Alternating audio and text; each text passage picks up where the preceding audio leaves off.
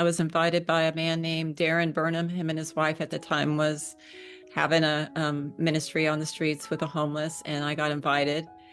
And once I started out on the streets ministering, I fell in love with it. And like Dean said, had this averse ness of New Orleans. I just did not like the city. I didn't want to go there. But I found myself there every week and sometimes twice a week ministering on the streets. And so, and I see it was about probably 5 years now. I was gifted from another person who was leading a ministry to very similar to theirs. She was God had asked her to step down, and I was actually helping her, and she passed the ministry on to me. And so I took it, and God named it. We're called Lifeline Ministries, and it's His ministry. I'm just the steward. So we just let Him have His reign, and we let Holy Spirit lead it. And we take a team every Thursday night out on the streets.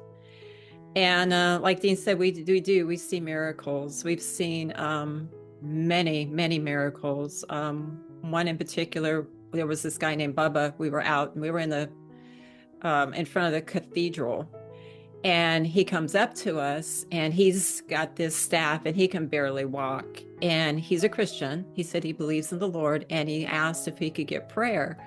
And so they got me, and they said, Rhonda, would you pray for him? And so me and there was a gentleman named Garrett. He was out with us at the time, and we were laying hands on him, praying. And right before our eyes, every breath he would take, it was like the pain was lifting off of his body. And he literally, by the time God was done, he was healed from head to toe. Mm-hmm. And he dropped the staff. He was standing there like in a running position, going, I could run a marathon. And the guy he could barely walk before, And then he told me he'd had a hip replacement. I laid hands on his hip, and he said it was like fire going into his hip.